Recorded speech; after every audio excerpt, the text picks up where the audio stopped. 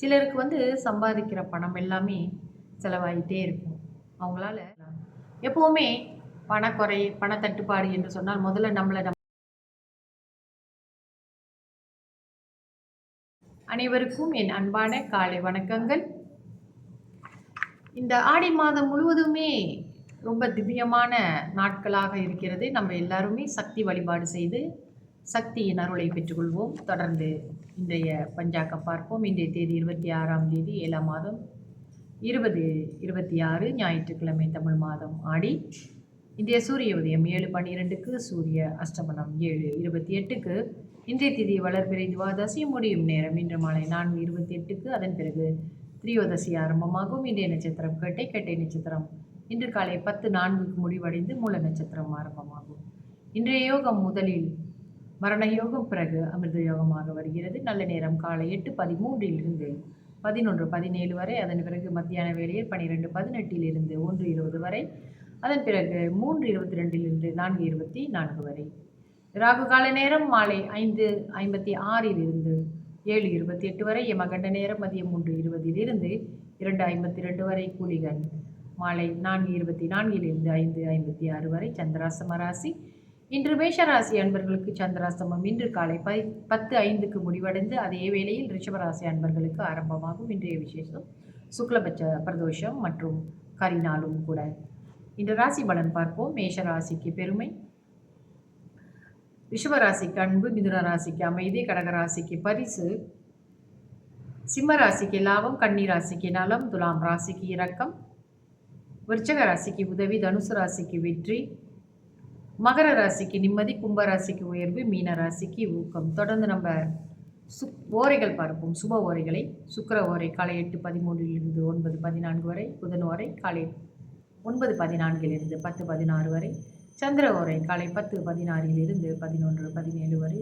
குரு ஓரை மதியம் 12:18 1:20 வரை. சுக்கிர ஓரை மதியம் 3:22 4:24 வரை. புதன் ஓரை மாலை 4:24 5:25 வரை. சந்திர ஓரை மாலை 5:25 6:26 வரை.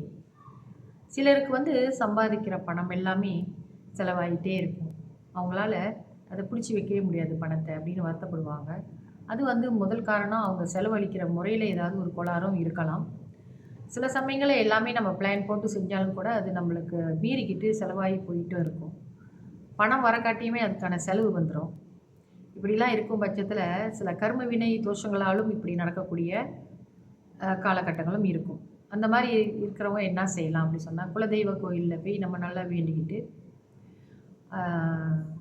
அவள், பொறி, இந்த கடலை இவை மூன்களும் அதாவது வெள்ளத்தோடு கலந்து அம்பாளுக்கு நம்ம அதை நைவேத்தியமாக படைச்சி, அதாவது உங்களுடைய குலதெய்வத்திற்கு இப்போ ஆடி மாதத்தில் ஆடி வெள்ளி, ஆடி செவ்வாய்க்கிழமை, ஞாயிற்றுக்கிழமை, இந்த ஆடி மாதங்களில் உங்களுக்கு உகந்த ஒரு கிழமைகளை நீங்கள் தேர்ந்தெடுத்து செய்து கொண்டு கூட இந்த அவல் பொரியை நீங்கள் வெள்ளத்தோடு கலந்து அங்கு ஆலயத்துக்கு எடுத்து சென்று அம்பாளுக்கு அதை நெய்வேத்தியமாக படைத்து அவற்றை வந்திருக்கும் பக்தர்களுக்கு கொடுக்க இது ஒரு நல்ல ஒரு பலனை நமக்கு கொடுக்கும். அதாவது அந்த இறை அருளால் நமக்கு நல்ல வழியில் ஒரு செலவு செய்யறதுக்கோ, அந்த மனசுக்கு ஒரு ஊக்கத்தை கொடுக்கறதுக்கு, இதை எல்லாமே ஒரு வழி பிறக்கும் நம்மளுக்கு. எப்படி பார்த்தாலுமே இதை தானம் செய்வதன் மூலியமாக பொதுவாகவே இந்த கலந்து இந்த 3 தானங்களும் செய்யும் பொழுது வெள்ளம் என்ன அப்படின்னா நம்மளோட பாவங்களை நீக்கக்கூடிய சக்தி வாய்ந்தது.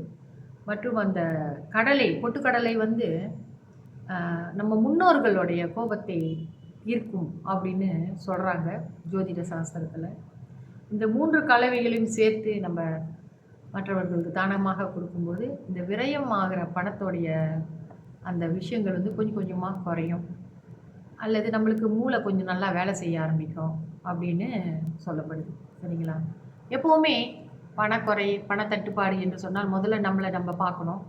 எப்படி செலவு பண்ணுறோம், எவ்வளோ வருமானம் வருது, எல்லாமே ஒரு கணக்கு போட்டு செலவு பண்ணி பார்த்துட்டு கச்சிதமாக விரலுக்கேற்ற வீக்கம் போல் செலவு செய்து வந்தாலே பல சிரமமான விஷயங்கள்லேருந்து நம்ம தப்பிக்கலாம்.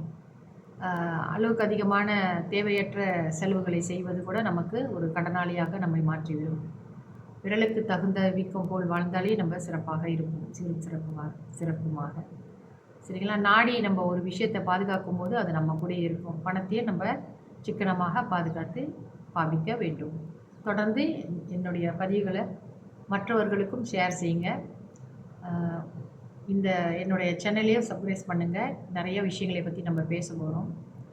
அடுத்த பதிவுகளில் ஒவ்வொருத்தருக்குமே ஜாதகத்தில் என்ன மாதிரி யோகங்கள் இருக்குது, அப்படி என்ன மாதிரியான கிரகங்களின் கூட்டணிகள் உங்களுக்கு எப்படிப்பட்ட யோகங்களை கொடுக்கும், எந்த காலத்திலேயே அது உங்களுக்கு கிடைக்கும் என்பதை பற்றிலாம் கொஞ்சம் நம்ம பேசலாம்.